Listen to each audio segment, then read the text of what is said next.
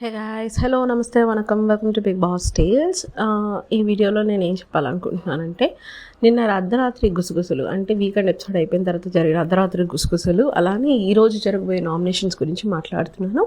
Video చివరి వరకు చూడండి. నచ్చితే లైక్ చేయండి, షేర్ చేయండి, సబ్స్క్రైబ్ చేయండి. ప్లీజ్ గైస్, మినిమం 100 సబ్స్క్రైబర్స్ని ఎక్స్పెక్ట్ చేస్తున్నాను. ప్లీజ్ డూ సబ్స్క్రైబ్ అనమాట. So let's dive into the video.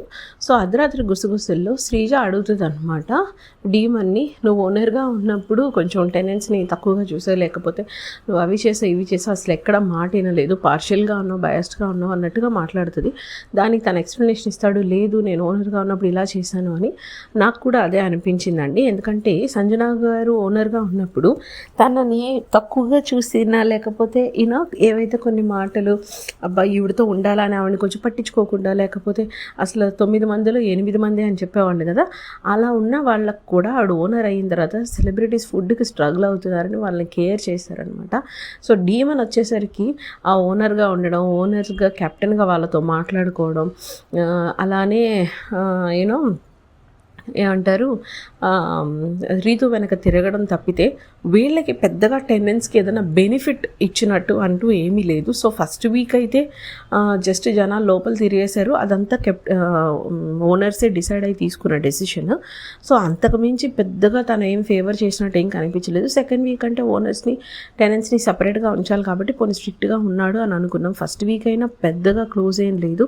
And అలానే మీకు చూస్తే బిగ్ బాస్ అనేది ఎలా హిట్ అవుతుందంటే, ఫ్రెండ్షిప్స్, ఇలాంటి రిలేషన్స్ అంటే మనిషిలో ఉన్న ట్రూ సెల్ఫ్ చూసిన వాళ్ళే హిట్ అవుతారు. లైక్ ఒక పృథ్వీ నిఖిల్, లేదంటే ఒక మానస్ అండ్ మన సన్నీ.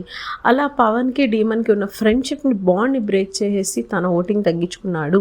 ఈ రీతు ఇదిలో పడి తన ఆటని పాడు చేసుకుంటున్నాడు డీమన్ నాకు అనిపించింది అనమాట.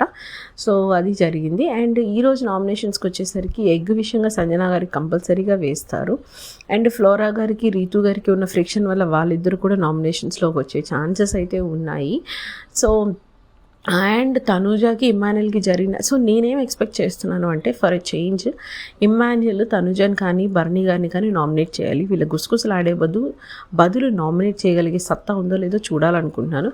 అండ్ దివ్య ఒక గేమ్ చేంజర్ అవ్వగలిగితే, దివ్య కూడా ఇది బర్నీ గారిని ఇన్ని వారాలుగా లేని ఈ వారం సేఫ్ ఆడుతున్నాడని ఇంట్లో వాళ్ళు చెప్పారు, నాగ్ సార్ కూడా చెప్పారు. కాబట్టి బర్నీ గారిని నామినేట్ చేస్తారో లేదో చూడాలనుంది. ఎప్పుడూ రొటీన్గా సంజన గారు తప్పుంది కదని సంజన గారు ఒక్కరినే కాకుండా ఈసారి బిగ్ బాస్ కూడా డిఫరెంట్గా నామినేషన్స్ ప్లాన్ చేసి ఆ ఇంట్లో ఉన్న వాళ్ళు కూడా సేఫ్ ఆడకుండా డిఫరెంట్గా చేస్తే బాగుంటుందని నాకు అనిపిస్తుంది.